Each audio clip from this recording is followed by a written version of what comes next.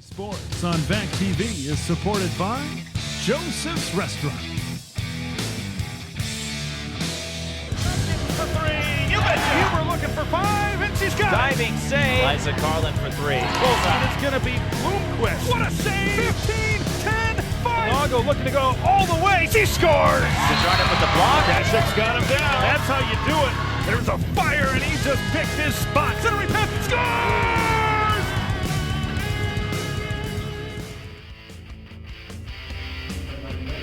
Stillwater and Eastridge, when it comes to girls soccer, these two teams have written the history books in Section 4-2A and the Suburban East Conference. They write the 2020 chapter starting tonight. Ponies undefeated, and Eastridge at 2-2-0. I'm Mike Heaton, he is Don Ackerman. Don, these two teams have quite the history. They have met in the Section 4-2A final 3 straight years, Stillwater winning the last 2. And we've got some highlights to show you from those games.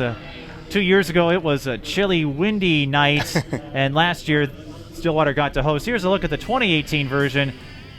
It was cold, it was windy, like you would expect in mid-October, and Stillwater won that one 2-1, if I recall, as we take a look at some of those plays. That was Eastridge getting a goal to make things interesting, but it was Stillwater who emerged victorious in that one, having to go on the road, and then they flipped sites last year. It was Stillwater jumping ahead, scoring on some corner kicks as we get underway here. Stillwater won that one as well. And that is how the Ponies have reached the state tournament the last 2 years. We'll see what happens this year because we have no idea what the postseason will hold. The starters for the two teams. For Eastridge, Danielle McKenna, the keeper, Madeline Poore, number 3, Alexia Johnson, number 6, Ariane Golton, number 7, Paige Peterson, number 10, Sydney Franton, number 12, Amanda Cothey, 13, Megan Boyle, 16, Zoe Myers, 18, and Bria Pursby, 19. Stillwater will start Hadley Johnson at keeper, and the position players, Grace Kleppe, number 4, Maddie Purdy, number 6, Nora Wilczek, number 8, Marissa Bonilla, number 9, Amelia Bartosh, number 10, Sophia Lundgren, number 11, Johanna Teagarten, number 13, Lexi Huber, 16, CJ Fredko, 17, and Sophia Steblade, 21. That is a mouthful. That is a mouthful, and there's already been a ton of action going on the field with Eastridge driving down. No data available on the Raptors as far as individual numbers. For the Ponies, it may come as no surprise. Ooh, big hit there. But Sophia Lundgren gets back up. For the Ponies, it probably won't surprise you that Lexi Huber leading the team in scoring 6 goals already through the first 4 games of the year. She will play at St. Thomas. As you know, St. Thomas going up to Division I in a couple of years, and we're already seeing the impact of that promotion this fall. Several Minnesota athletes across the sports spectrum are choosing to be among the pioneers. Now, St. Thomas has another year left. I believe next year is when they go D1.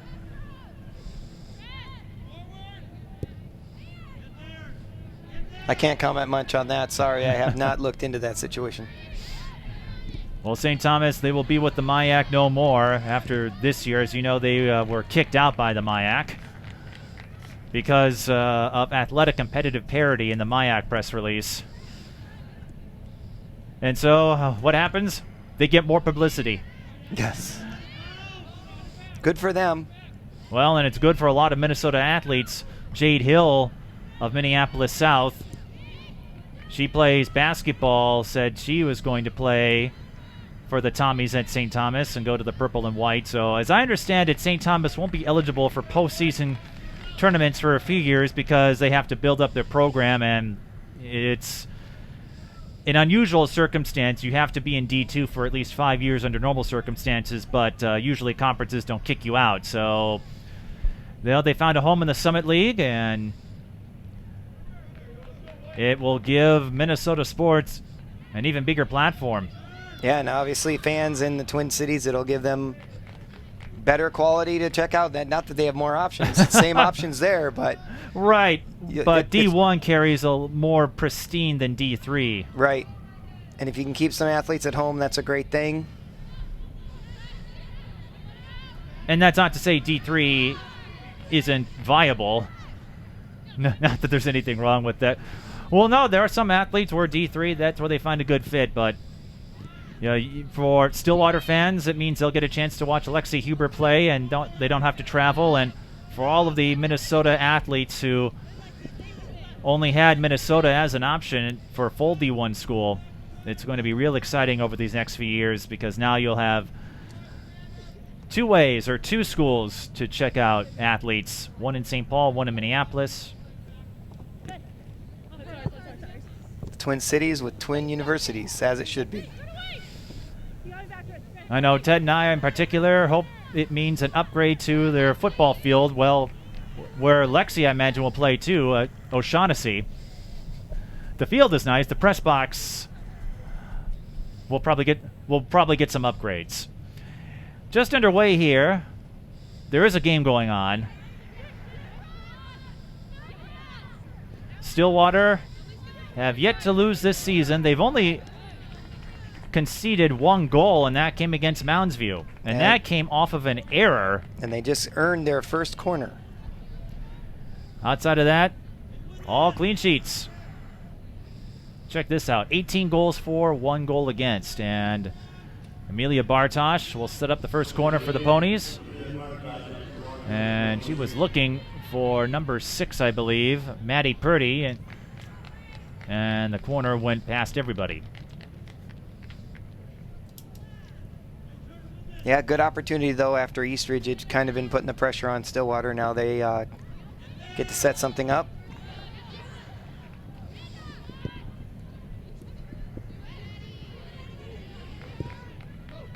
Oh, nice ball, nice ball. Can Eastridge catch up to it? That's number 7, Ariane Golden. Eastridge last won a section title in 2017.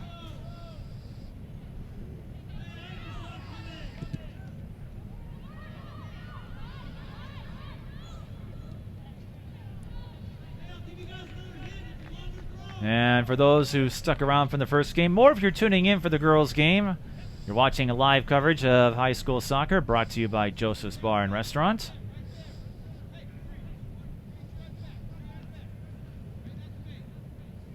One of these days, I still hope to try out one of their pies.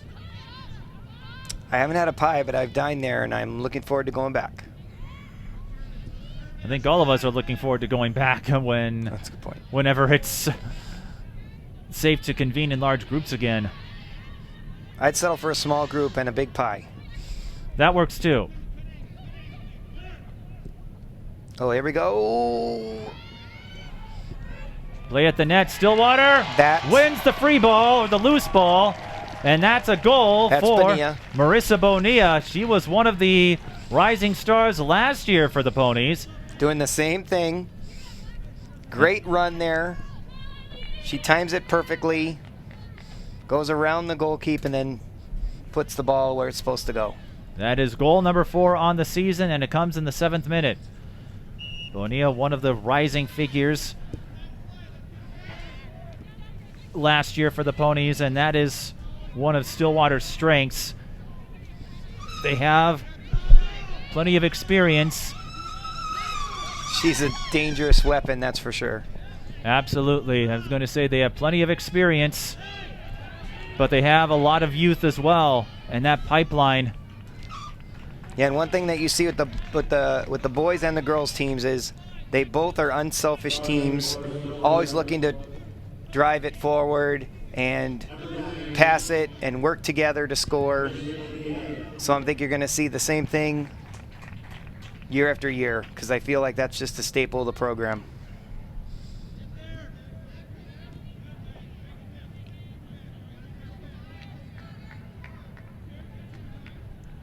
As I was going to say, the pipeline, one of Stillwater's strengths. No matter who they lose to graduation, there's always someone ready to take the reins. And then Eastridge is feeling the pressure, kicking it out of bounds here as Stillwater starts to drive down the field again. Great microphones you can hear. You can't let her do that. Throw in for the Ponies. Here's a deep ball. This will go wide right, but Stillwater applying the pressure and reminding Eastridge of that. Yeah, and a little different action here, Mike, with no one on the sideline to throw them the ball. The goalkeeper looks around, expects to see a ball behind the net. There isn't one there, so now she has to go chase it. As we said before, no ball kids that you usually would find in soccer games, trying to limit the number of players on the field. Probably the best part about playing organized sports is when other people fetch the ball for you. But that's gone. Oh, here we go. Well, only temporary. We'll get ball kids back at some point. I don't know when, but... Promises, promises. Well, when I would cover... Well, it hasn't happened in soccer because it's a big field, and usually I shoot highlights from far away, but when I cover basketball highlights, it's not uncommon for me to pick up a few loose balls. That's right. I think you had 5 assists one game, if I remember right. Yes, 5 times I scooped up a loose ball and fed it back to the official or the player because I'm not eligible to play. You can dream, though, Rem. But, soccer, lacrosse, sports where you count on that, especially lacrosse, with all the shots on goal you take. Oh, here we go. So how did Stillwater get to 18 goals in this point of the season, now 19? 2-0 win over Roseville, 9-0 win over Forest Lake, 1-1 draw with Mounds View, 6-0 win over Irondale. Well, I think one thing that's clear is there's a lot of quality on that team, so you have a lot of players who can score and do score. And one of the unfortunate circumstances of the condensed schedule. Whoa! Look at that. And a fortunate save on the part of Danielle McKenna. I was going to say for the Ponies, as they are putting a lot of pressure on the Eastridge net, and they might put some more in there. Lexi Huber almost had control of it, and Eastridge just has to kick it away to concede a corner to at least give their defense a chance to set up. Yeah, Stebley just came in there, ran, just fired it in. I was going to say one of the unfortunate circumstances of the condensed schedule, you don't get those non-conference games that often serve as barometers for section and state tournament purposes. And I know that's something I look forward to since I started soccer coverage a couple years ago, were the non-conference games. In particular, the Lakeville North Series is always fun. Here's the second corner of the game for the Ponies. Whoa. And a beautiful set piece to make it 2-0.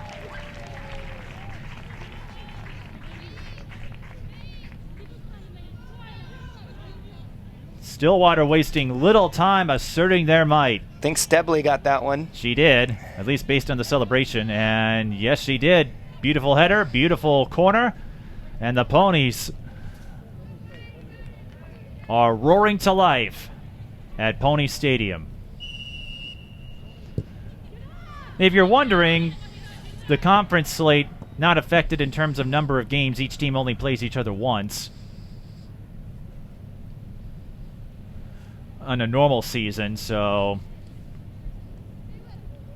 but this is the one conference game. Usually VAC TV circles the Eastridge games whenever they pay a visit. Maybe one day we'll be lucky enough to do a road game, because it always seems, especially for the girls, that the road to the state tournament, we have a grammar nerd with us, so I've got to make sure I'm right, runs through these two schools. Yeah, it's always a fun matchup, that's for sure.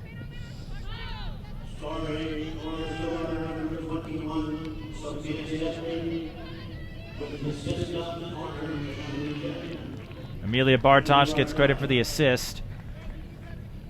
Really That's nice. her 4th of the year. Go ahead. I was going to say, really nice turn by Poor there to try to break loose. Stillwater D's not going to give Eastridge an opportunity if they can help it.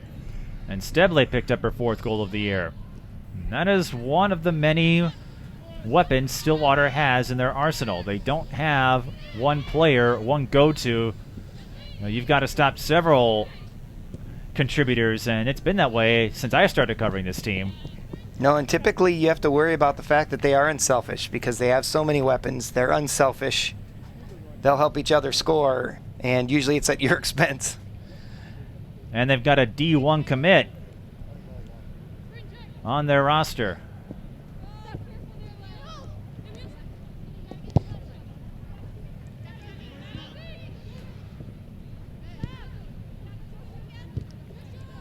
Here we go. Bartosz. Such a nice ball. Flake stays down. You hear the Eastridge coach saying no corner. Ooh. Huber look for the centering pass. Stillwater doesn't want a corner either. They want to punch it in. They do. I know that seems obvious, but one of the few times both teams were in agreement. Yes. For different reasons. For very different reasons. Absolutely. Yeah, Stillwater's usually relentless, too. Eastridge 2-2-0. Lost to Mounds View to start the season. Had draws against Irondale and clean sheets against Irondale and Park of Cottage Grove. Lost 1-0 to Woodbury. So Eastridge, they've lost a couple of close ones. Woodbury looks like a potential team to beat. They're one of the sleeper teams in the Suburban East. Free kick coming up for the Raptors.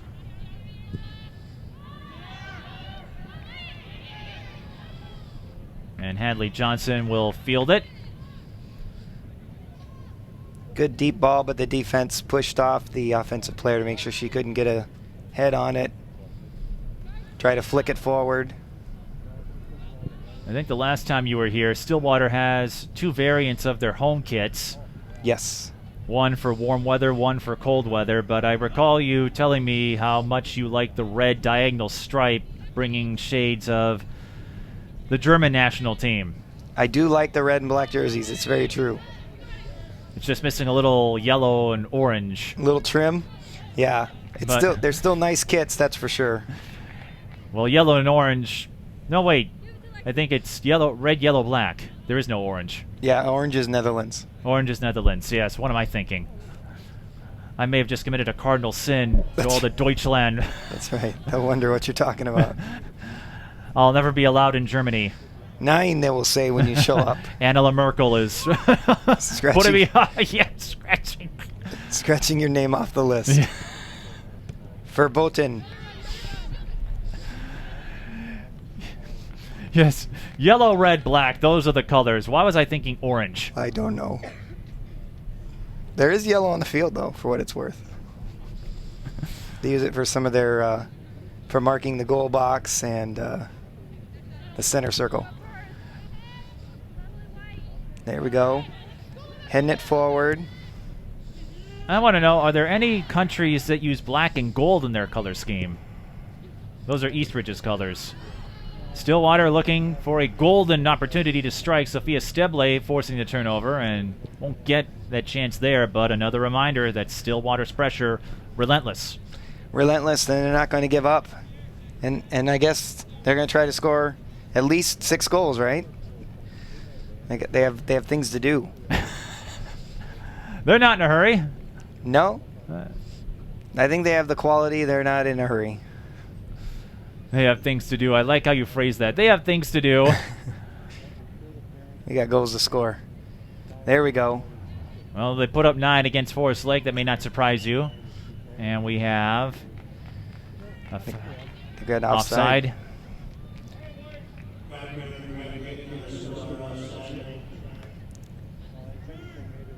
That's something I was going to watch, offsides. Usually a sign of aggressiveness. Which I don't mind, I guess. If I was coaching, I wouldn't mind that. Just tell them to just watch your defender and try to take advantage of them. You never like it when you're called offside, but as you alluded to, it means you're being aggressive on offense and you're getting chances. Right. And it also usually means you've completed the pass, right? Because if it's intercepted, if the other team gets it, well, then there's no penalty. Right. So it means that you've executed a play, and sometimes the defender just outsmarted you by putting you offsides. And the worst that can happen is that you give the ball up deep in the opponent's side of the field. Exactly. So it has little strategic value. Yeah, just look at the way they work together, the Stillwater Ponies. It's just fun to watch. I enjoy watching them play soccer a lot.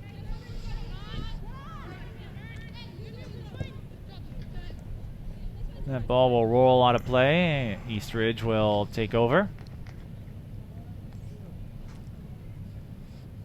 Always have to watch out for Bonilla. She's always ready to run.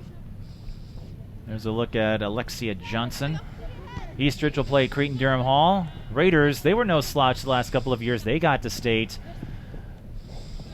thanks in large part to Paige Peltier.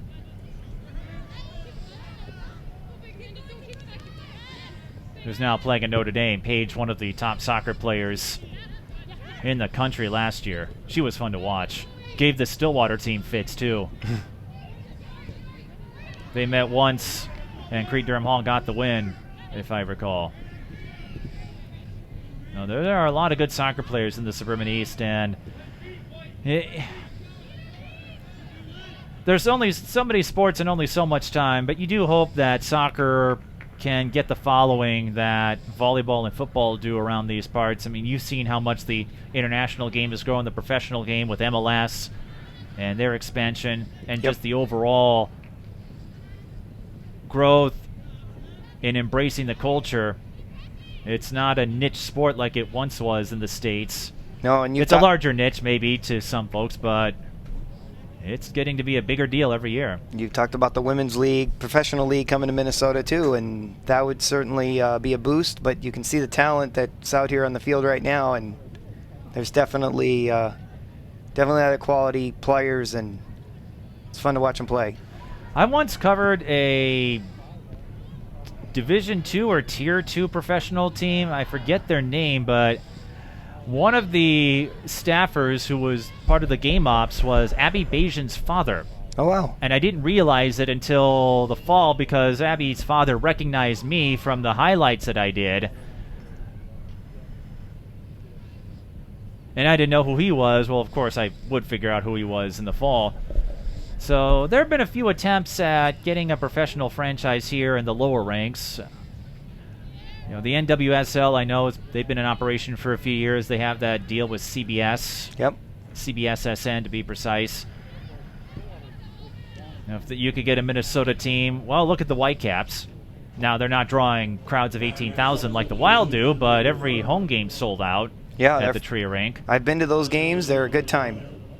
Well, and Minnesota used to have the Thunder and the Lightning back in the day. That's true. Well, and where they had a men's team and a women's team, Thunder and Lightning respectively. And the Whitecaps, they were supposed to compete for the Isabel Cup, didn't get the chance to.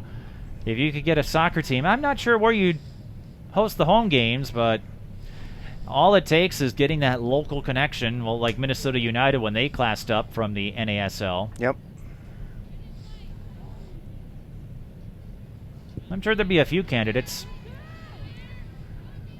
Ted and I wouldn't mind if the pro team decided to choose Pony Stadium as their home facility. Ooh, look at that. And she's so good. And Stillwater making themselves at home here. She's so good. That is Marissa Bonilla, and I will concur. She is good, and maybe better than good. she's solid. And you know, the one thing you see there, just when you watch this replay, you can just see how calm she is. I take that back. That was Steble? Really?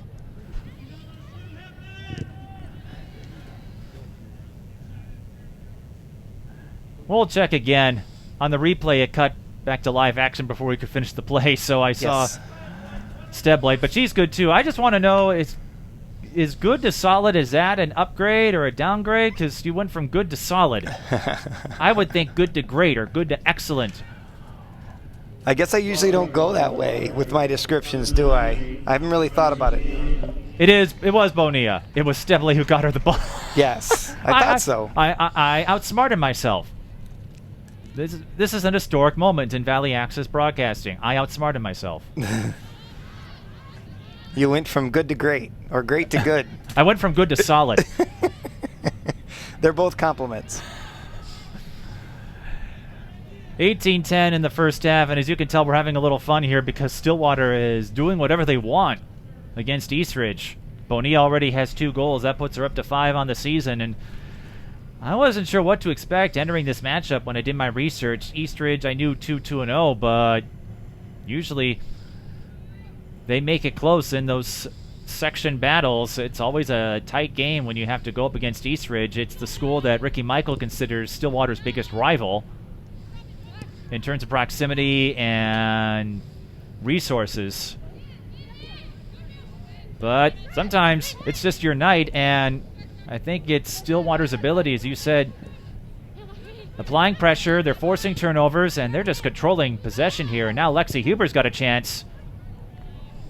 A little high, but just trying another to example. Paint the corner, trying to paint the corner. And she knows she's good, and they're up 3-0.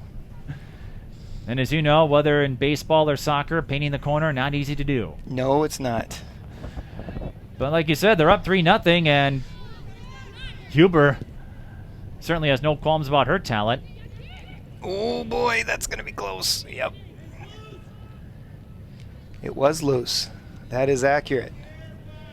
Was loose for a moment until Danielle McKenna fell on it. If you're Eastridge, this isn't a situation you find yourselves in. Their 2 losses were 1-goal game, so how do you manage a 3-0 deficit? It's tough because there's so many weapons. You know, normally you'd say you need to shut down this person or that person. I don't know who you're going to target in this situation.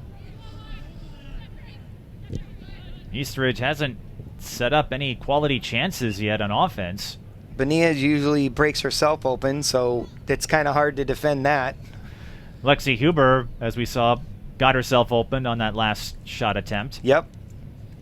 Yeah, so as a defense, I don't really know how you'd shut that down. Eastridge did start early. You send the Dutch after them. Send the Dutch. You send the Dutch. Back to the orange.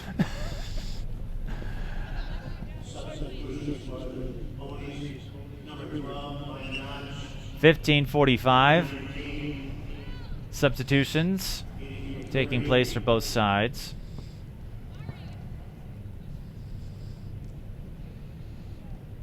Lexi Huber, who we talked about a minute or so ago. This might be the way to do it. Substitute, bring in some fresh legs, try to run. Lexi's older brother won a state championship for the Ponies a couple years ago.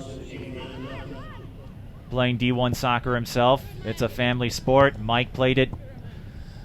He once told me of a story, I guess they had unlimited overtimes or something when he played college soccer, and it resulted in a marathon game. I don't know much about the old days of soccer. I know in the World Cup or tournament play, when you get to extra time, there's no golden goal, so it's a long 30 minutes. It is a long 30 minutes, yeah, and something can happen, and you can be up by 1 and lose that advantage pretty quickly. I wouldn't mind seeing the golden goal rule taken out with these tournaments too. As you know, in the high school league or section tournaments, you have the golden goal. As fun as it is to score the walk-off, I think it'd be just as dramatic if the other team had a chance to come back.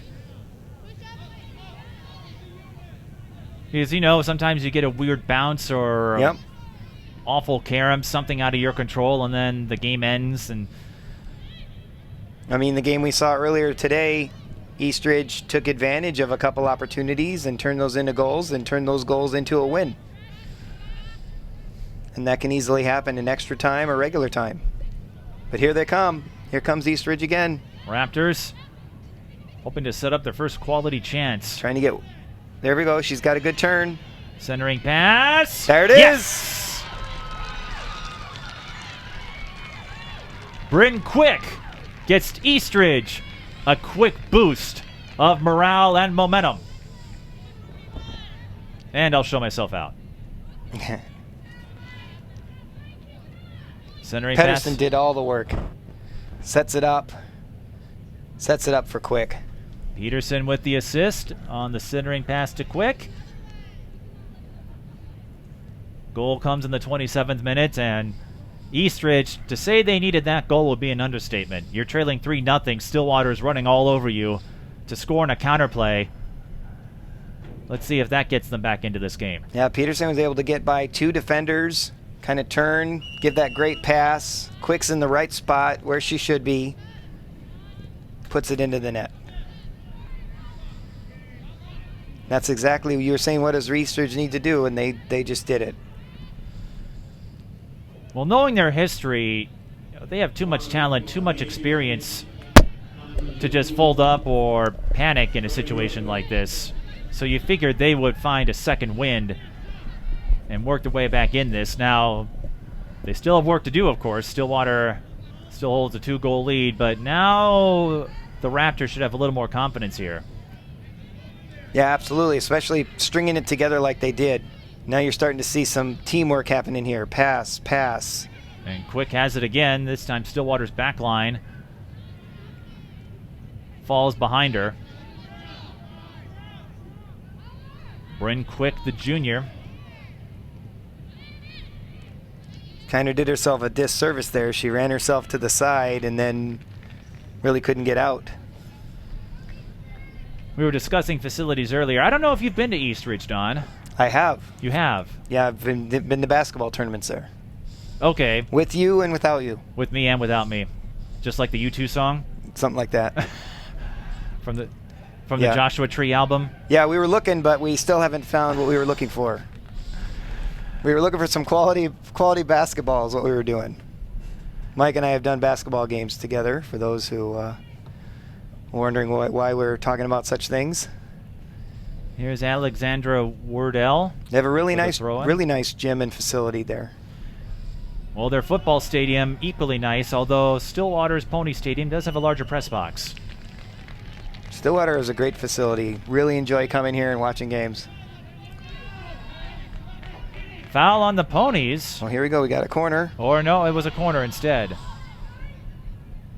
No foul. Oh, no foul. Sorry. I thought it went out of bounds. Right by the corner. Don, you outsmarted me. A foul in the corner. So Peterson with a virtual corner, and that will bounce behind everybody. Basically, hits Don, almost. why'd you throw me off my game? I don't know. It must have been sabotage, inside job. Did you just reference the Beastie Boys? Maybe. Mike loves his musical references. Oh, don't maybe send Captain Kirk after you. That's right. We do not want that. Not Jerk the Kirk. Nope. You should send that to Paramount. All right, now Stillwater getting to go forward now after Eastridge puts some strong pressure on. Looking to get that second goal, but Stillwater really is not interested in entertaining that idea. Kayla Nelson on the throw-in. 10:35 to go in the first half. Calmly turn it. Pania's probably looking to run. Huber staying in bounds there. Nice job. We know she can move around defenders, and Bonilla, equally proficient, already has 2 goals and the seal of approval from Don Ackerman. It's worth nothing. That's what matters most, Don, don't you know? You're the ambassador. I am. That's your nickname. Nelson on the throw-in. And we'll do this again. Man, I just tell you, I don't know if I like giving Stillwater all these opportunities. I think Eastridge needs to get that ball out of there, not just kick it out of bounds, but see if you can possess it and move down the field. Stillwater's too good to just let them shoot at you and keep trying opportunities. Ooh. And that's why, even though it doesn't work out for the Ponies there, Maddie Purdy trying to get the turnover. Yeah, one bounce, and that's going to be a shot on goal. Right, Stillwater looking to pounce on mistakes near the net. 2 subs for the Eastridge Raptors, so maybe some fresh legs to get things moving. 3-1. It's just the second goal by Quick, that Stillwater has conceded this season, and that is a recurring theme for the Ponies. No matter who they have on the field, their defense is superb. They don't allow a lot of goals, so you have to work really hard to get past them. Yeah, and usually they have a good goalkeeper to go with it too. So. Hadley Johnson the last couple of years. It was Evie Cohn 2 years ago when they made it to the semifinals and almost got to the final. Here's a deep ball following the free kick. Man. Loose ball. Eastridge clears. Great time run, though. Did you see how many Stillwater Ponies are crashing at the net at that moment? That's amazing. Really fortunate that none of them were able to connect, because that play was just so well executed. And it was multiple players running too. It wasn't one breakdown, but they were breaking down multiple Raptors. Like a bad Jurassic Park movie. Oh! Marissa Bonilla with the hat trick. And I'm guessing that's a scene out of the good Jurassic Park movie. It is. Or as Muldoon once said, clever girl. Yeah, the first one. That is Bonilla. Bonilla, perfectly done. Marissa Bonilla, clever girl. She's got such touch and such like precision that you cannot give her a chance near the net. She doesn't need a lot of room to work with either. She's really good in traffic too. Very impressed. Bonilla up to 6 goals on the season. And this is a hat trick against Eastridge. We're not talking a hat trick against Forest Lake. I mean, you'll take a hat trick no matter where. Eastridge looking for a counter. Hadley Johnson fields it. Must have been a good look term because you showed up.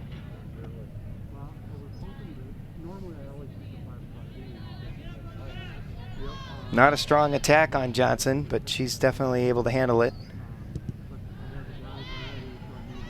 I was mesmerized by the conversation we were picking up on the field mic. The two photographers are having a chat with each other, and one of them said, "You must have been a good luck charm." Yeah, I was trying to figure out where that conversation was coming from, to be honest. Thanks, Mike.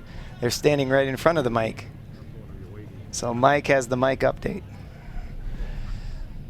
Well, I don't know if there was a good luck charm. I don't know if you even need one, because Marissa Bonilla is simply that good. Yeah, at least tonight. Yes, she's better than good. She's solid.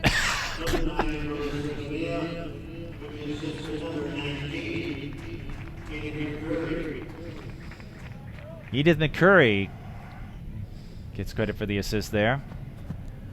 And just when it looked like Eastridge might have an opening, Stillwater finds the way back and strikes again to make it 4-1. And Eastridge got to be careful here as they try to clear it. Stillwater is just so good. But this is what Eastridge needs to make a run. They need some open. They've got opportunity, some open space. They just have to be able to capitalize on it. And a pretty sloppy clearance on the part of Eastridge there. Yep. And now Stillwater gets more time in the attacking side of the pitch.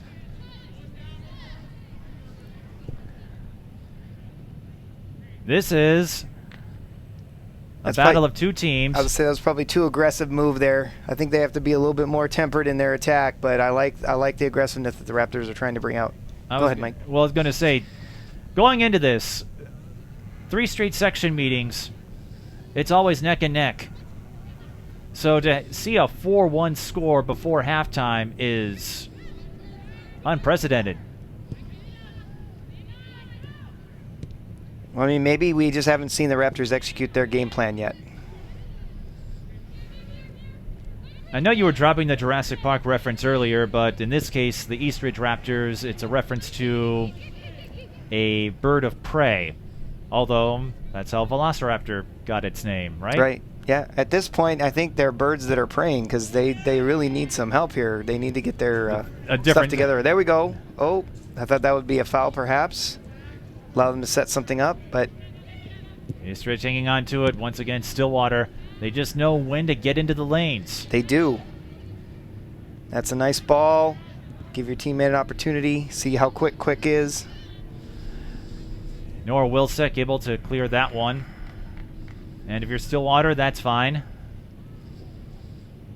You don't need a perfect clearance. You just need to keep Eastridge from getting a clean chance of sitting up. There's a low shot that Hadley Johnson scoops up for a save.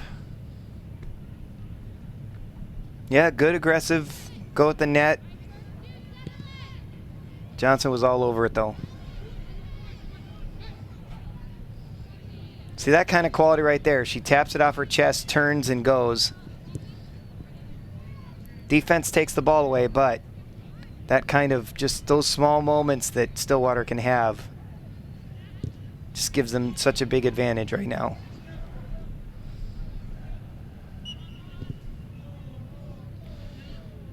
Oh, they called a foul there. Well, for the curious, Eastridge not in the top 10 as of today.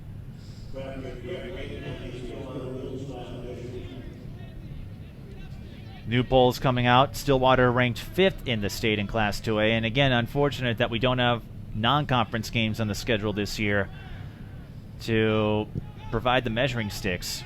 Here's a deep ball. Hadley Johnson. Oh, no! Oh. The bounce a little too high, and Eastridge gets a stroke of luck, but sometimes it's better to be lucky than good. It's 4-2.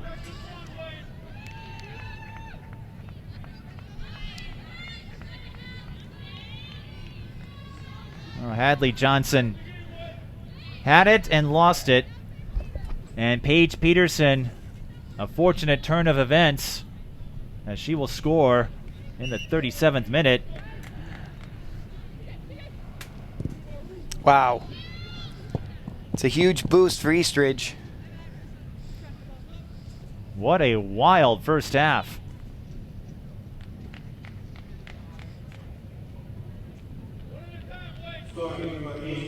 As Peterson adds a goal to her assist. And now they've got the ball here. They're going to throw it in. And they got 2:51. If they could add another goal here, it could be 3-4. Be quite a great way to go into the half. Oh, nope. Stillwater defense takes over. Now, in case you're wondering, Peterson does get credit for the goal. In the professional level, I believe it would have been counted as an own goal because Hadley Johnson touched it. But at the high school level, it goes to the last position player who touched it for the scoring team.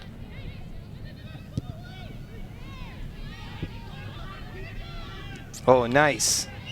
There, she's going to get the foul. That's going to set things up again.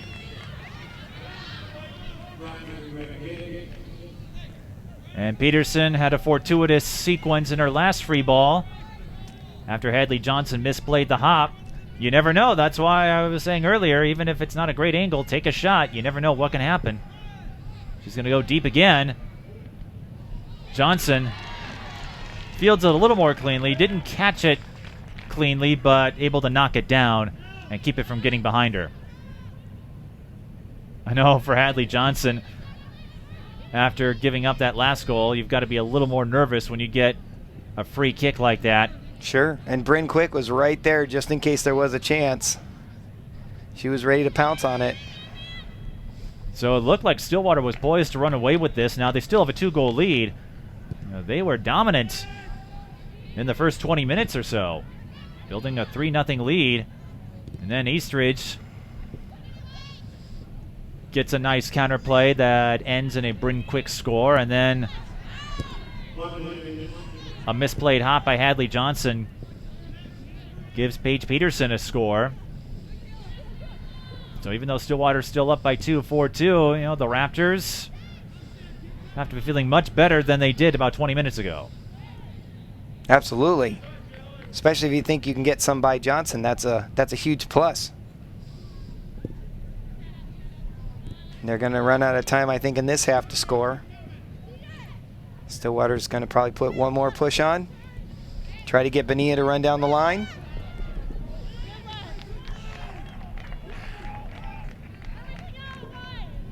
I think Eastridge. with the clock running, that's going to about do it. Yeah, and you know what? A smart move by the Eastridge defender there, knowing that time was running out.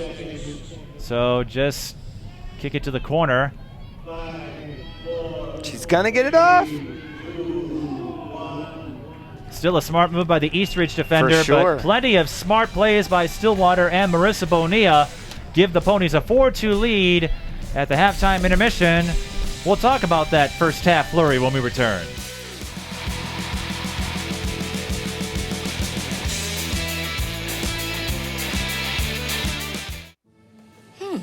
Maybe you can make retirement happen. After all, you made her college years happen. Opening that education savings account when she was little. Spearheading a campus tour. And another, and another, and another, and another. Bam! Deciphering financial aid. She was like, what? But now she's like, you aced planning for college. Now get the tips you need to get on track at aceyourretirement.org. Phenomenal coaches at Stillwater High School. And one of the hardest workers, won the workout award numerous times. You know, the Stillwater team is where I really got into the racing side of skiing. It's where I learned how much I love team. Join Mike Peden and Ted LaRue for Ponies All Access. Season recaps and stories of the players and coaches that make pony athletics great. Catch All Access on Xfinity Channel 15 and on the Valley Access Channel's YouTube page. For more than 40 years, Joseph's Restaurant has had your favorite pies and been a can't-miss stop for breakfast, lunch, and dinner. But have you stopped in lately to see what's new at Joseph's? A new and improved bar area is great for meeting some friends or watching the game. If you're a little toasty inside, come outside on the patio at Joseph's to enjoy your meal in the fresh Minnesota air. Whether past or present, Joseph's is the place to be, right off Highway 36 in Oak Park Heights. There are so many great stories to tell within our school district. Inside 834 tells them all. Ask more questions and learn more stories. It's just unbelievable. Quiet ride now. Back in the day, they'd always be talking, moving around. Now it's really very quiet. I loved playing the piano. I started in 5th grade. Watch Inside 834 on Xfinity Channel 15 and on the Valley Access Channel's YouTube page. Valley Access channels come for the Ted LaRue Show. Stick around for high school soccer. Stillwater and Eastridge High School girls soccer. The Ponies lead the Raptors 4-2 in one of the most frenetic first halves I have ever seen covering a soccer game. I was going in thinking this might be a 1-0, 2-1 type of game, but Marissa Bonilla and Stillwater's pinpoint offense, their ball movement, proving too difficult for Eastridge to contain. Really tough to contain, but Eastridge has been able to fight back and stay in it. If they can break through again, we might see, I don't know, who knows how many goals we're going to see now. Well, here's a look at the highlights. Plenty of scoring. Marissa Bonilla with a hat trick, scoring in the 7th, 21st, and 33rd minute. Sophia Steble scored in the 11th minute. Oh, here's the turn. Quick just powers it up right in the top of the net. That made it 3-1. And then Bonilla makes it 4-1 there. And here is the free kick that Hadley Johnson misplayed. She had the read on it, just couldn't grab it, and that made it 4-2. So Eastridge getting some favorable bounces their way, and it doesn't matter how those goals come, as long as you punch it in. So Eastridge, they have some work to do, but this could have been a disastrous first half. They have to at least think they're still in this. Absolutely. Yeah, I think they can do that. I think you want to look at when you look at the standings, you can kind of see where things are standing here. White Bear Lake undefeated, and no surprise, historically, Stillwater and White Bear Lake end the regular season against each other. That's on September 29th, and the way White Bear Lake is playing, that could be a pivotal game in the Suburban East as you see Eastridge in the middle of the pack. And remember, the standings are crucial because of conference tournament seeding if they host it, and if there is a playoff with section and state, whoever wins the Suburban East Conference gets a little more bargaining power when it comes to seeding because it's a coach's vote. So as you look in the standings, this is a key game, of course, given the history between these two schools, but White Bear Lake could be surprising some people. They've been on the doorstep the last few years. Yeah, and you've said keep an eye for Woodbury, so you have a lot of quality in this in the SSEC. So before we go to break, any thoughts on the second half? I mean, Stillwater's been doing what they want to do. I don't really know what the Raptors' plan is. I don't know if they've executed it yet or not. So we'll have to watch for that. If the Stillwater defense stays as stout as it does, though, I don't really see how the Raptors can break through. We'll see what happens. A 4-2 score awaits us when we start the second half. Stick around.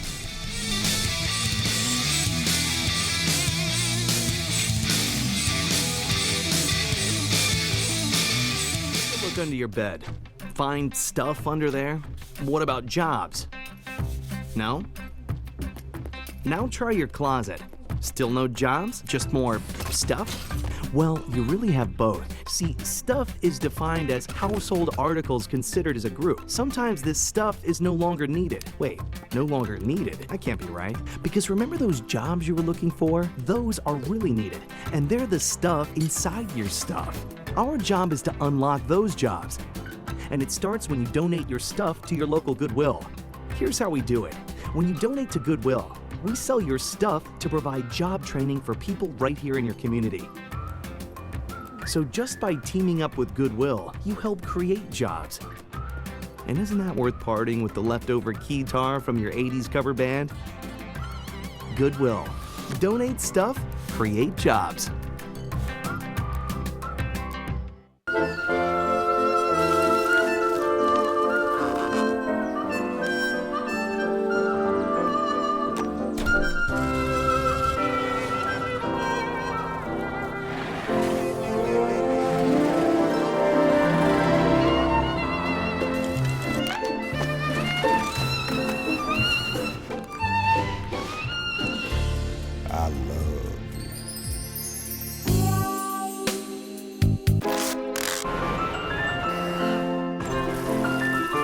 Strawberries? Okay.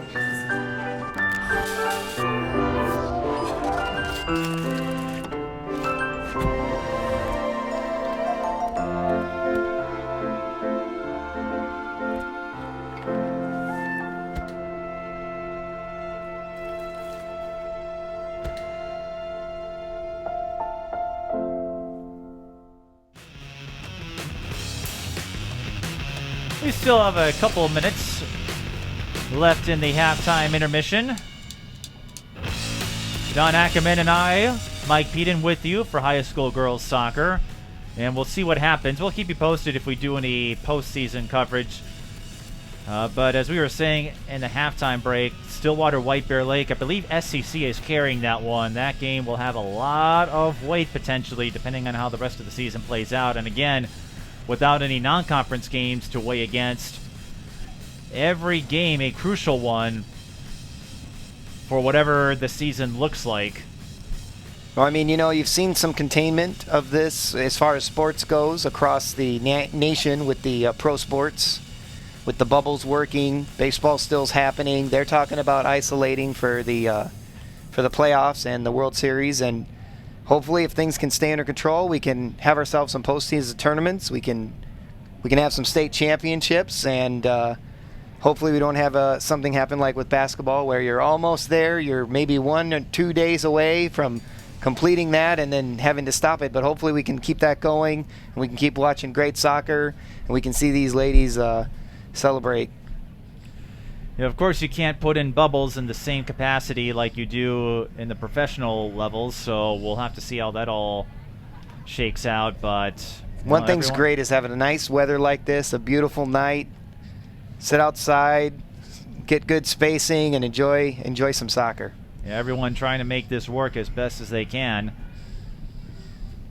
As we were discussing in the first game, not an easy decision for the high school league board or anybody really on the best course of action, because as we talked about, it's a guessing game, and so a decision that might seem like a smart move or exciting now may not turn out that way, and vice versa, and you don't really know until you try it out.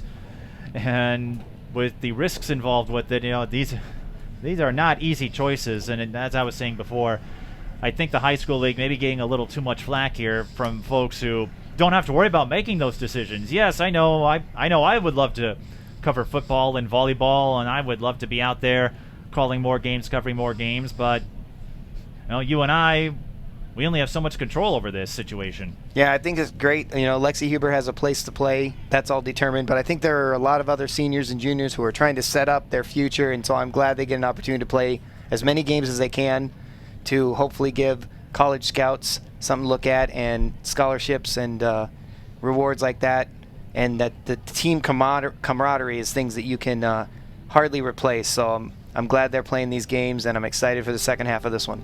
And I know that some fall sports athletes have taken up cross country or soccer or sports that are being allowed to compete, and it won't affect their eligibility.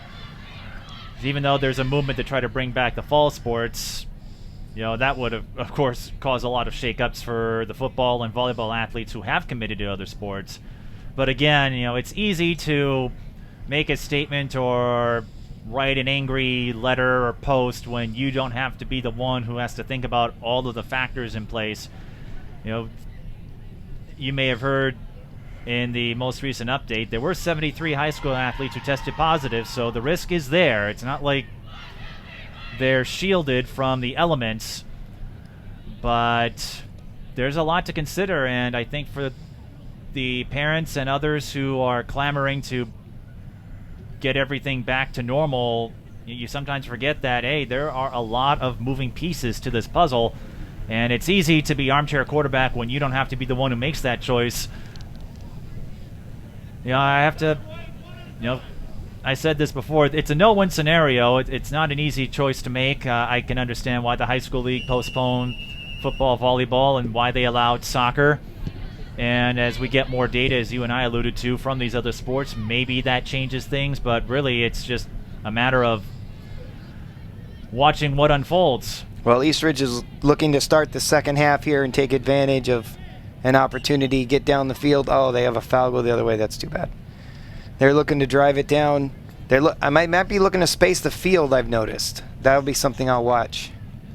Well, Stillwater certainly the stronger team in the first half. Eastridge the more opportunistic team, scoring a goal off a mistake from Hadley Johnson and then scoring another on a counter. Paige Peterson and Bryn Quick with the 2 goals for Eastridge, and Marissa Bonilla a hat trick in the first half. That is not easy to do. No, she's quick, and she's got great footwork, great control.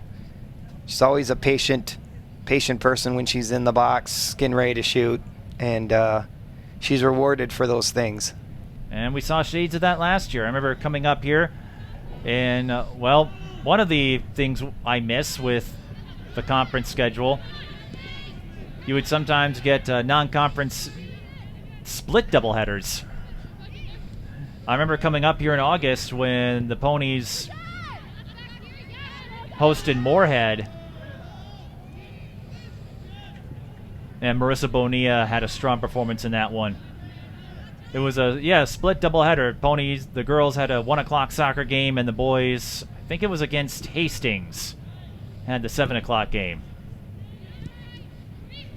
And those split doubleheaders were nice because you would call the first game, you have a chance to go eat, collect yourself, and then get ready for the second game. And now that I have a working laptop, if those return, I can post highlights in between games.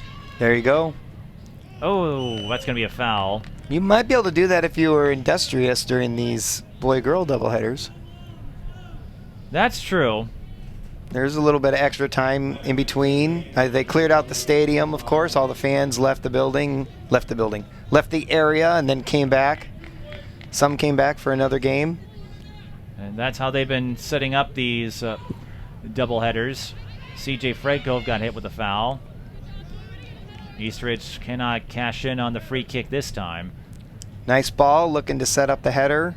It's just slightly long, but like you said, Mike, you really have to be pinpoint accurate to have one of those executed. It's a lot of work to get on SportsCenter.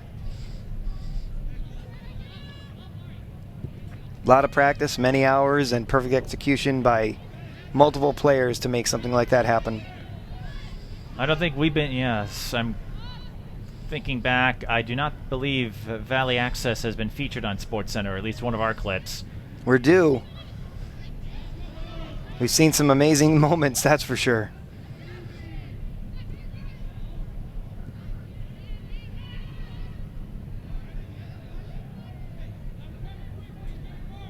Eastridge still trying to string it together. You can just see the effort here. Stillwater trying to be a little bit too quick there, I think. That's some good audio right there. Sound like a motorcycle. Love the mics. Great technology at work here at Pony Stadium.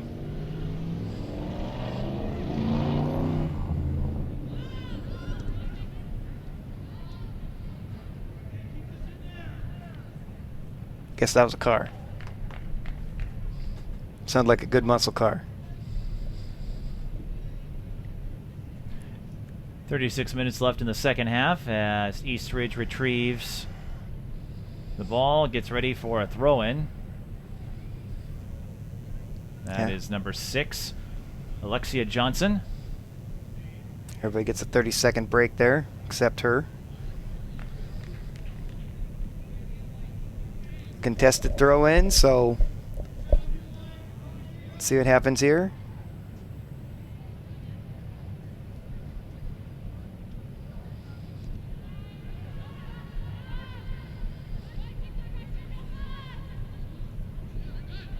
Lexi Huber, I believe, got tangled up with an Eastridge defender. We play on.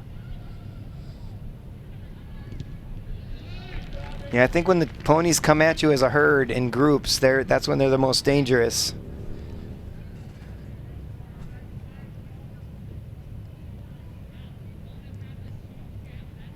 It's exciting when one player beats 2 defenders or 3 defenders, but more than likely than not, that's not going to be effective. So look for your teammates. And I think that creates the best opportunity to score and win.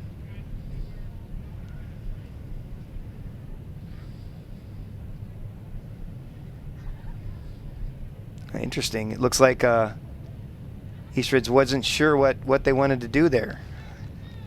And that turns into a turnover.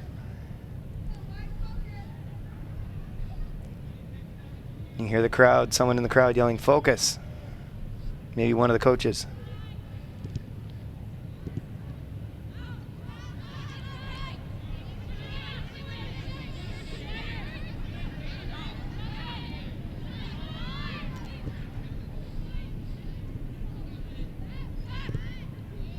Here we go.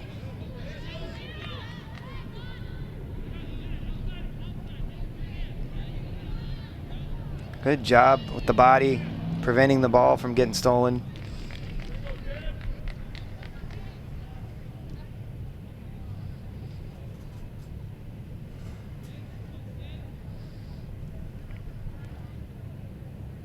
Eastridge with the throw in at midfield.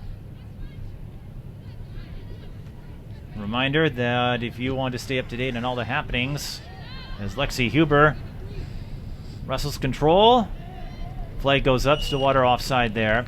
Reminder that if you want to follow all the happenings of the St. Croix area, sports, education, and every other program in the works, follow us online, vactv.org, on Twitter, Valley Access TV, and on Facebook, Valley Access Channels. Got some more sports coming your way from the sports that are allowed to compete, and we have some candidate forums too. It is one of those years after all. There is always good content to check out. Good coverage of the local area.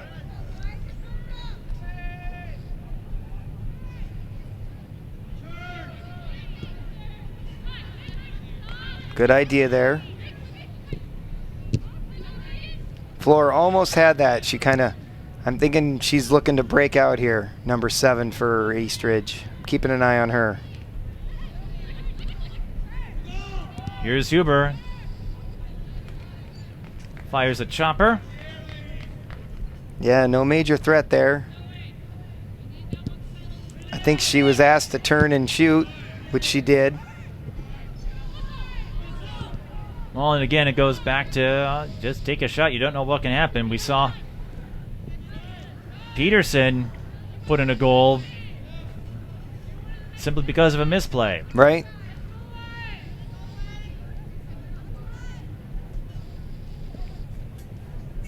Stillwater has that powerfulness that I kind of want to see, that teamwork. It typically pays off.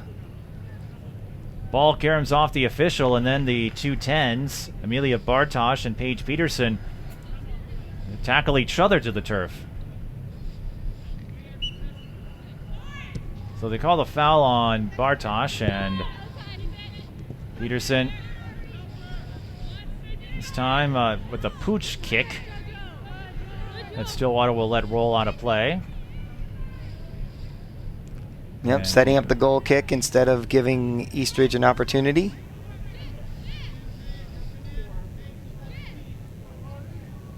It kind of looks like Stillwater's okay, just like letting this last 30 minutes just go away.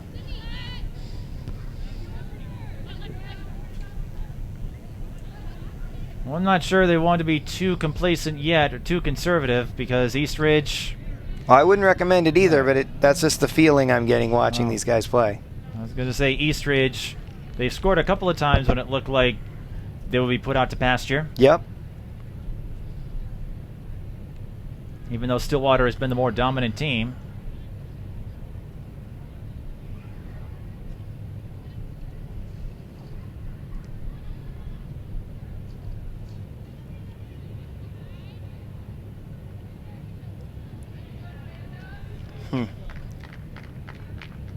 Just watching Boyles try. I think she's just trying to turn and go.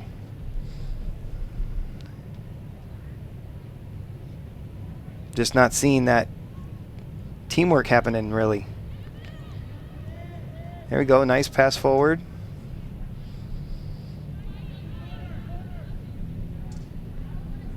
And another throw in for the Ponies.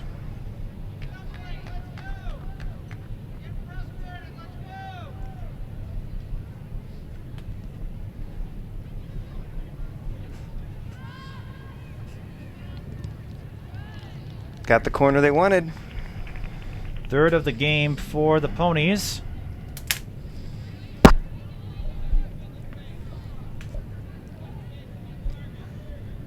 They haven't scored off one yet, but they've done just about everything else on offense. That was a well-placed ball to Lexi Huber, but the header a little too strong. Went through the uprights, which hopefully will get to be used in the spring. Yes. Maybe sooner, but more than likely spring from what I'm hearing. Spring football, that would be something. It sure will be.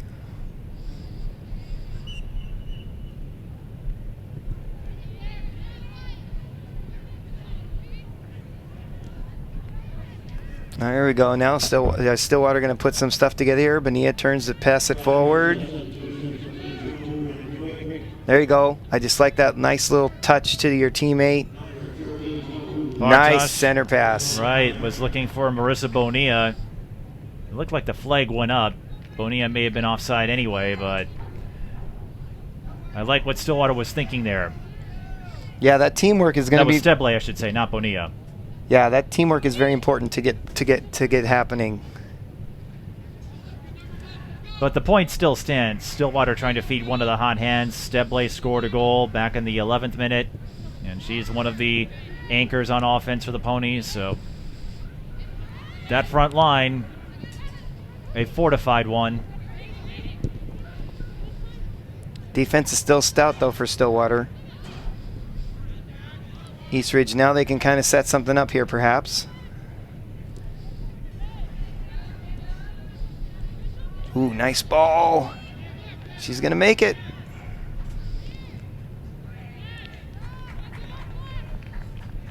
Ball straddles out of bounds, so goal kick for Hadley Johnson, who had caught up to it anyway. Right.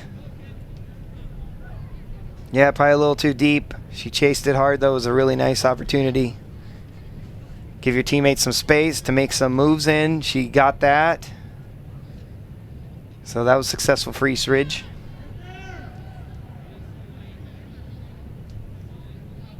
Game feels like it's gotten a little, I don't want to say stagnant, but it just doesn't feel like the same energy is there that we saw earlier, which really means that if Eastridge can score a third goal here to make it 3-4, they might start thinking we can steal this.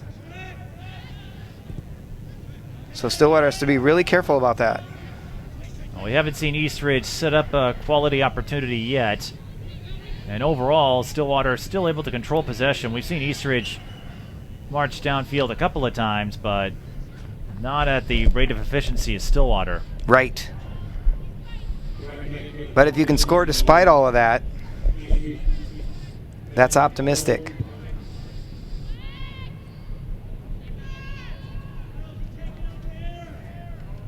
And that free kick picked up by McKenna. Danielle McKenna, the senior.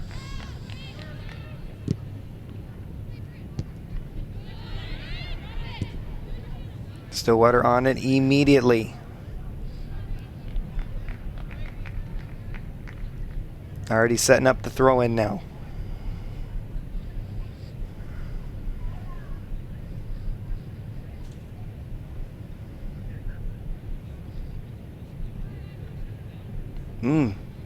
Fun idea.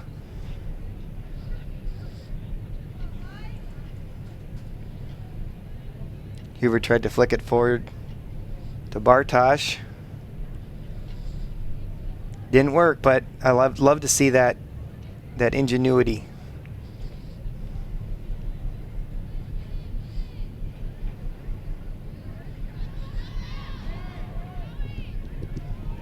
Ooh. Speaking of ingenuity, centering pass to Huber almost nets Stillwater a 5th goal. Diving save by McKenna prevents it. Yeah, they keep coming. It might be at a slower pace than earlier, but they're still coming at Eastridge. Gotta be real careful here passing the ball backwards. Try to get it by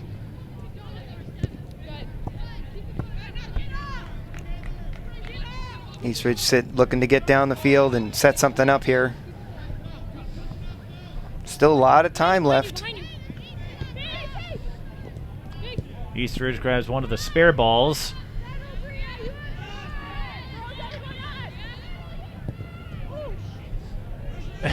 Whoops. Whoops, this is right. That was the perils of live TV, folks. That was unintentional. That was an unintentional pass out of bounds. Yes, and certainly not a remark that would be mentioned on the air. It just and oddly enough, the 4th corner of the game will just move past it like it never happened, right? Just move forward. No point going back. Bartosh finds Huber again. That goes off the crossbar. Does it stay in play? It's a loose ball, and they're still playing. Stillwater almost had another chance. We saw Eastridge score a goal just like that. Stillwater almost put it in. I will say that moment, just a moment ago, reminded me of the time the sideline mic, well, here's Lexi Huber, won't quite control it. There was a Packers-Bears game, and the parabolic mic picked up Aaron Rodgers expressing his shock at a fumble, if you recall. Yeah, great moments in sports. We just added to it. One of those accidental great moments. That's right. Yeah, she was trying to pass it back to her goalkeeper and just missed it by a lot. Hey. Lexi Huber trying to find the post. Has not scored in this one. Ooh. Gets to Bonilla, who almost had a lane. Eastridge will clear it away. Good clearance by the Raptors.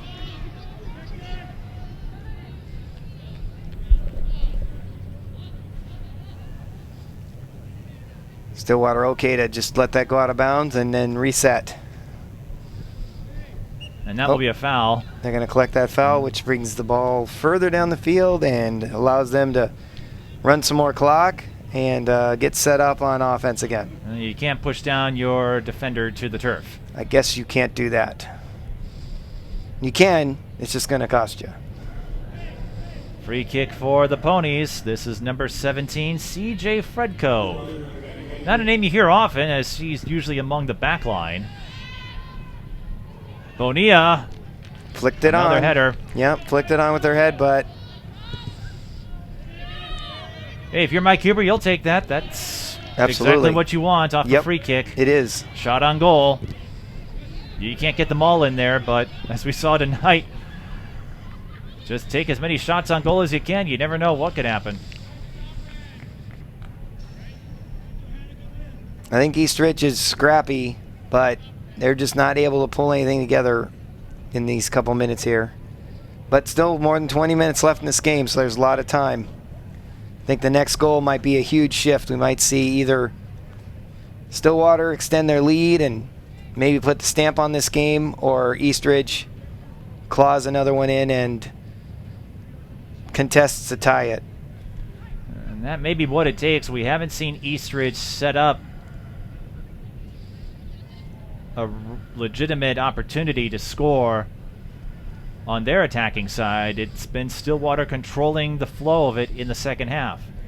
Eastridge hasn't found a counter or some other sequence to pounce on. Yeah, Stillwater just keeps coming at them relentlessly. But Eastridge is looking to run. They're looking to get out if they can have that opportunity. And Stillwater's offense was lagging a little bit in the start of the second half, but they are back to their aggressive, fluent passing game. And it doesn't work out for them that time, but you talk about that next goal, Eastridge, they got to find a way to set up a chance to get one. I haven't seen that yet in the second half. Yeah, and maybe if you're Stillwater, you try to see if you can get one of your teammates to score who doesn't typically score, to add that enthusiasm. We saw a lot of that in the earlier game where when Oscar scored and the teammates were super excited for him, and maybe they need that to happen here on Stillwater's side, to just keep driving, put some enthusiasm in the game, have some fun. It's probably not fun chasing down that ball when it goes out of bounds. I'm sure they're going to really appreciate those ball boys and ball girls when they come back. Fourth corner for Amelia Bartosh. Went for the middle, and ball went just behind the intended target. Stebley thought it was off of Eastridge, but the line judge says otherwise. Right. Again, 4-2 lead, so less of an issue for the Ponies.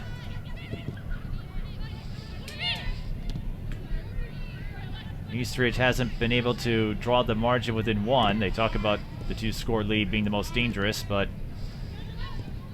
I think that's a hockey thing. Yeah, and I'm not sure how much I believe that. I mean, I get it, but at the same time, it's like, well, you got to score. It means you have to score at least twice. Oh, that's it. They're going to call the handball there, I think. Now we'll hand control back to Eastridge. Felt like it was more of a pinball type of thing where it's bouncing between two players, but the referee called it. And as soon as Eastridge gets the ball, Stillwater defense forces them to knock it out of bounds, and now they're throwing it in, going back on the attack.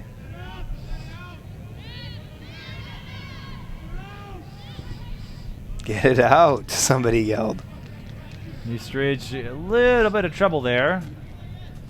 One thing's for sure, you can definitely hear the parents or family members that are here, supporters. I hope they're yelling stuff that the coach supports. Someone yelling, kick it out. I hope that the coach was thinking the same thing, because it went out. Maybe we're hearing the coaches too. We certainly can hear the players. We sure can. Great microphones. I find them very enjoyable. They give you bonus content that you typically are not, it is not available to you.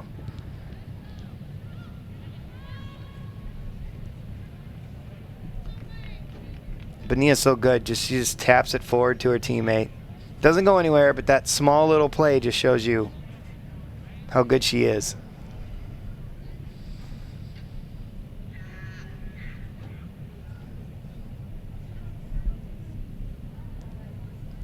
And really interesting to see Hadley Johnson. She's at the top of the third of the field on the right.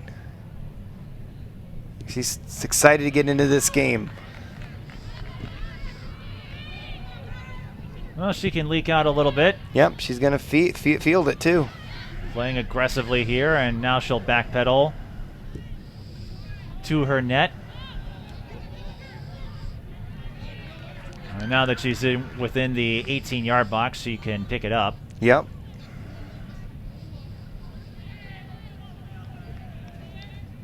Yeah, she's staying involved in the game, that's for sure.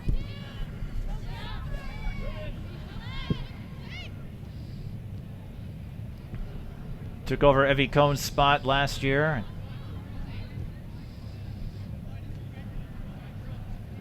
Won't be thrilled about the goal she gave up on the Paige Peterson free kick, but her offense, especially Marissa Bonilla, doing a lot of work up front. And going back to the team aspect of it, it's no different in baseball where the offense can support a pitcher. Stillwater's offense doing a lot to support Johnson, so she can have a mulligan or two, and it won't cost them. Yeah, and I think if you're Stillwater's coach, it's a good reminder for her to just focus on that and watch for that. She'll have something to practice. Bartosh hits the pitch. Steble has it now. Looking for a teammate to get it to. 15-15 left in the second half. Stillwater still leads 4-2. They've had a few scoring chances in the second half. Unable to convert so far, but they're still controlling possession, controlling the tempo, flow, all of that. And you heard the Eastridge coach say she can't kick it out, and that ball goes off of Eastridge, and Stillwater makes the most out of a potentially treacherous situation. Yeah, Quick was trying to get down the line.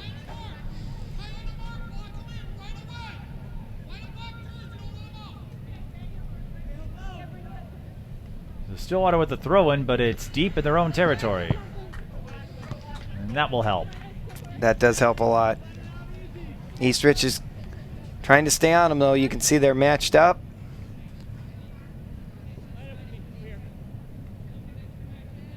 Trying to really put the pressure on.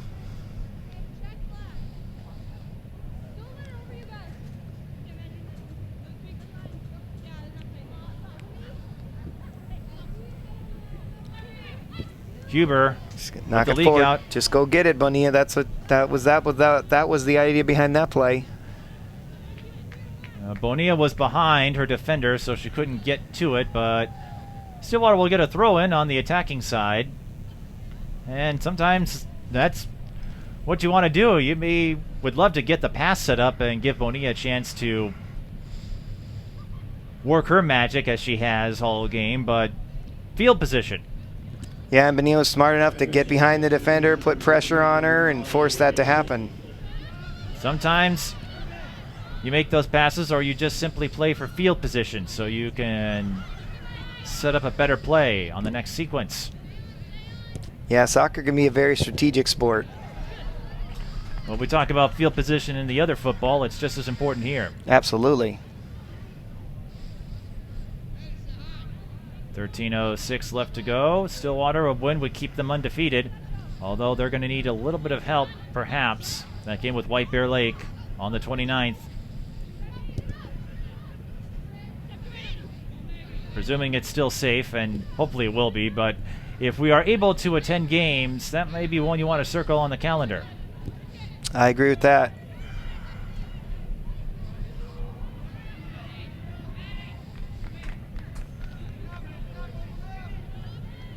Stillwater slowly just keeping the pressure on consistently. They stole the ball, now they're looking to set up things again.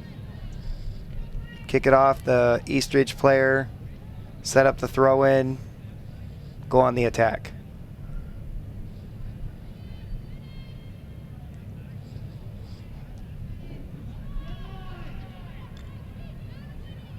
Huber in a battle with number 19, Bria Pursby.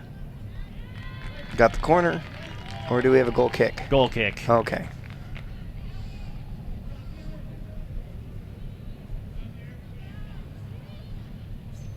Couldn't tell who had who first at the end of that. I know it was contested.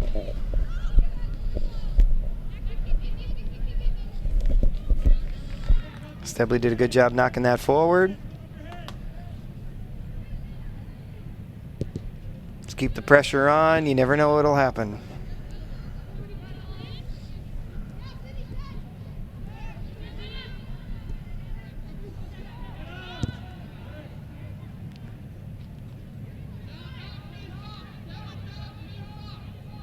They did not let that go out of bounds, Eastridge.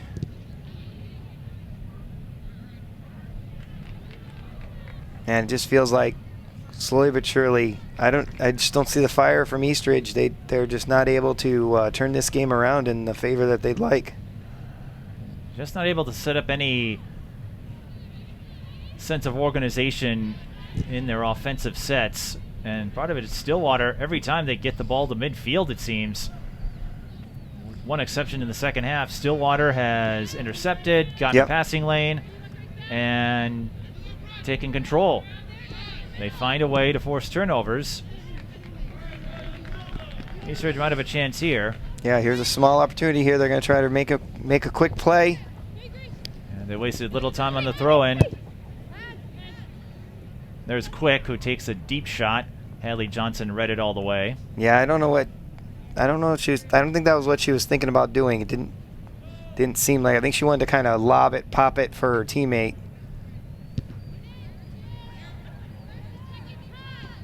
Poor, but just didn't hit it the way she wanted to. But here we go. Holly Hypus. And again, hard to get past that defense of Stillwater. Indeed, we haven't mentioned a lot of Eastridge names tonight, and that's certainly not because we don't think they're inferior, but Stillwater has controlled the ball for a good chunk of this game. Doesn't give us many opportunities to talk about the Eastridge players, and Madeline Poor just couldn't quite catch up to it. So Stillwater will take control again, yes. Yeah, there's an example. The defense is basically forcing them to try to go wide, and she wanted to try to sneak along the sideline and get out, but she ended up stepping out of bounds. Johanna Teagarden, you just saw in the throw-in, missed all of last season due to an ACL tear. She and Isabel Adams had to watch from the bench because they could not play. So we have a stoppage for substitutions here. Eastridge sending a massive sub. As you know, unlimited substitutions, so you're not limited to 3 like the big leagues. But for Teagarden and Adams, however this season ends up, who knows, again, what will happen. And I say that because, Wisconsin seeing a record number of cases, so Dakotas are dealing with a spike. Could it happen here in Minnesota? I don't know. But for Teagarden and Adams to at least get some games in, as Fred Cove brings the ball up, to at least get an opportunity, especially Teagarden, the senior. It's one thing to lose a season to an injury, but then to go through, I imagine, all the emotional turbulence, wondering if she and so many other athletes will get a chance to play, so at least get that opportunity, I'm sure is something special, and I imagine Teagarden is relishing every minute of this. Speaking of opportunity, Fred Cove is about to kick a corner kick here. She's running to chase to get the ball. She's going for the one behind the net. There was also one that was just about to the track.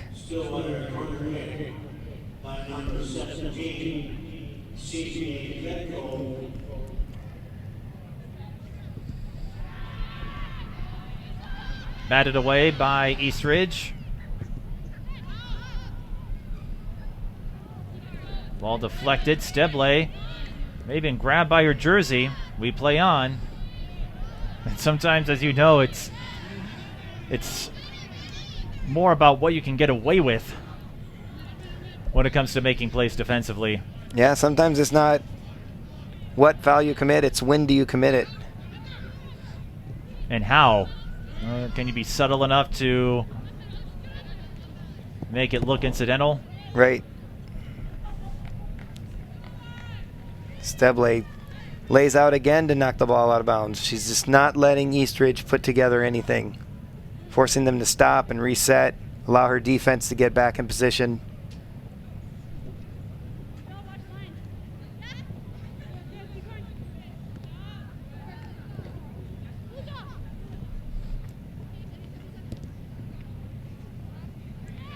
Need to see some Stillwater passes connect here if they want to keep going. They're going to let Bonilla run.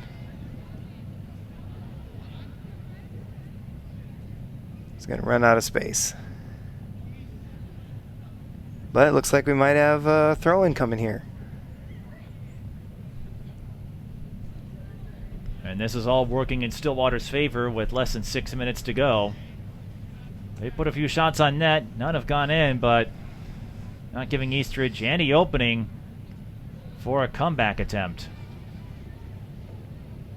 No, I mean, realistically, it's almost like a boa constrictor. They're just tightening up, just taking the breath away from Eastridge. Now maybe they have a chance here to make a run here and get down the field.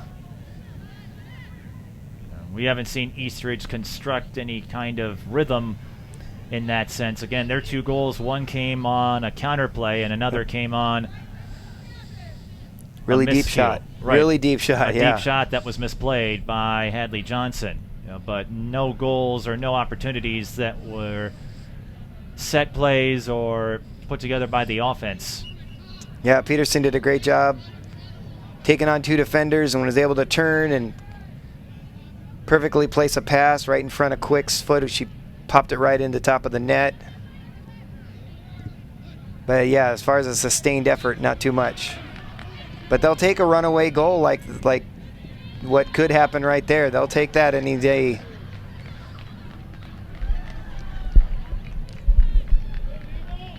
They'll take a goal no matter how it comes, as now they try to stay in this. Really chase it. Now this really works to the disadvantage. The ball goes all the way down the field. It goes between the 2 benches and then rolls down the track. And that is taking away precious time. A good 15 seconds just to bring the ball back up. And when you're out there, those 15 seconds feel like 5 seconds, or it just feels like a marathon when you have to go to the opposite end of the field. Yeah, it certainly... It feels a lot longer when you're trailing. Right. Yeah, Stillwater's fine with it, I'm sure. They kick another one out of bounds. Now you got to go run and chase it. Now it looks like one of the assistant coaches is tired of the time spend that's happening. Runs to the track, runs through the track, throws the ball back. Like trying to say, we got to score 2 goals in 3 minutes. Can't have people chasing these balls anymore. He's going to stay as far away from the bench as he can and try to help. And Stillwater once again kicks it out of bounds. If they could throw it over the fence, they probably would. Really make you go for it. Well, I don't know if they can throw it because that's not allowed by position players, but there was a shot from Eastridge. Yeah, I meant kick. Yeah, you can't. I mean, Hadley could throw it, but she probably would get carded. Yeah. If she did that from her spot. But she gets a stop there, and that's a crucial one for the Ponies. That may be enough to stay undefeated and keep their chase with White Bear Lake in hot pursuit. Yeah, the real dangerous part right here is with Eastridge trying so hard to get on the board, you wonder if one of the Ponies is going to run loose. Someone like Bonilla is going to sneak by. She heads the ball forward, but Eastridge defenders were waiting. Now again, first place in the Suburban East regular season standings. Oh, there we go. That's a nice ball, but it's just too far ahead. That's what's on the line for Stillwater, and if there is a conference tournament, all these wins will help Stillwater stay in the top group because, as I understand it, this was from Mike Huber and the discussions Ted and I had with him, it would be the top 4 who would play in one group, and then 5 through 8. So if you can get those 1 through 4 seeds and have a chance to win the conference tournament title, again, who knows? So we'll find out. September 29th is when the regular season ends, and it's already a short season in normal times. Lasts about 5-6 weeks long. But usually you get 3 games a week. Right. You'll get your Tuesday, Thursday, or Monday, Wednesday, and then a lot of Saturday games. That's where you get those non-conference matches that are always fun to watch most of the time. Those Saturday games. Stillwater's got it down to 1 minute. And just no organization, or at least not enough from Eastridge. And it looks like Stillwater won't add any more goals to their impressive total, 4 all in the first half. A hat trick for Marissa Bonilla. They're able to add to it in the second half to get some insurance, but they did more than enough in the first half and withstood a couple of crazy Eastridge scores. And they will move to 4-0-1 on the season. Just a strong defensive second half, not giving Eastridge any chances to. And that's going to kill the game right there. There's no way someone's going to be able to get that in 10 seconds. Unfortunately, the game is going to end with the ball out of bounds. And the Ponies hold serve in the second half to stay undefeated, 4-0-1, 4-2 the final. Marissa Bonilla, we tip our hat to you, and we'll tip our cap to this game when we come back.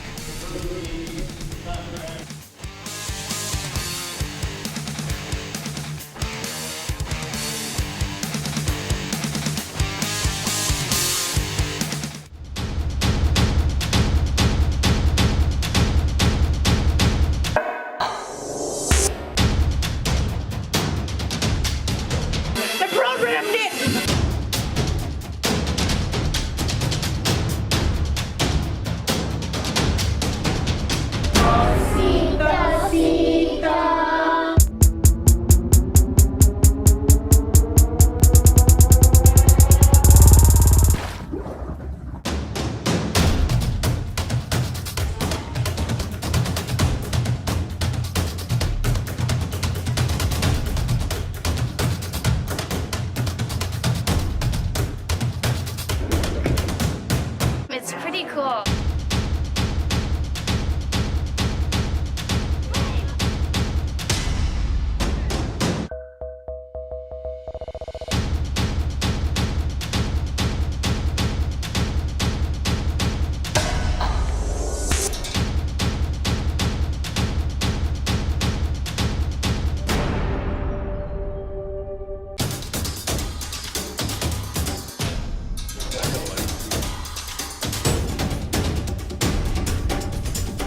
Mr. Dennis McDonough.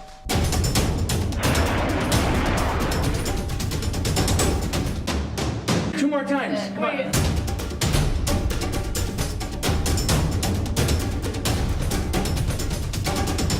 It's gonna collect in some kind of a basin up here.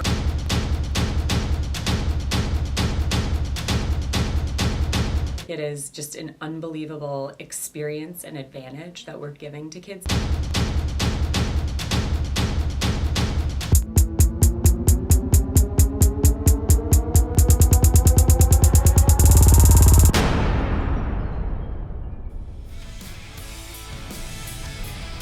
Don't worry, the game is over, so you don't have to mind that countdown clock. We're just trying to make sure everyone gets home safely. Stillwater safely stays undefeated with a 4-2 win over the Eastridge Raptors. Mike Beaton and Don Ackerman to wrap things up here at Pony Stadium. No big developments in the second half, Don, but Stillwater had done more than enough in the first half, and really they just held serve defensively. Yep. They kept Eastridge from getting any quality looks, and that was all they needed to do. Yeah, I think held serve is a really good way to describe it. They just kept the pressure on. They didn't really get the opportunities. I didn't seem like I felt that energy. Eastridge just could not, unfortunately, get anything together. So unfortunately, they fall with the halftime score of 2-4. Here's a look at the second half highlights. It certainly wasn't for lack of trying on Stillwater's part. They did put a few quality shots on net. They just didn't go in, but again, they did all their damage in the first half, and it was more than enough. Marissa Bonilla, a hat trick. Not easy to do in one half of play, but you mentioned the litany of options Stillwater has on offense, the balance, the depth that is so tough to contain, and we saw a big glimpse of that in Bonilla tonight. We were talking about Lexi Huber being the leading scorer. Marissa Bonilla reminds everyone, she's going to be one of those marquee figures Not only this year, but next season when she comes back as a senior. And Stebley looks solid, too. Preceding broadcast. You didn't see him try to Tony get more Sport. people involved, but I feel like if they wanted to, they could have got going it. I just didn't see that energy, but yeah, solid performance on defense. They really didn't let the Raptors do a lot. 3 goals for Bonilla, 1 goal for Sophia Stebley for the Ponies. Bryn Quick and Paige Peterson scoring the 2 goals for Eastridge. Stillwater returns to action on Thursday. They go on the road to face Woodbury. And once again, if the 2 teams stay undefeated, depending on how the remainder of the season goes, that road game with White Bear Lake will be pivotal in the conference standings. So circle September 29th on the calendar if you're a soccer fan.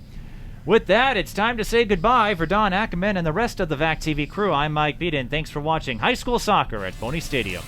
Good night.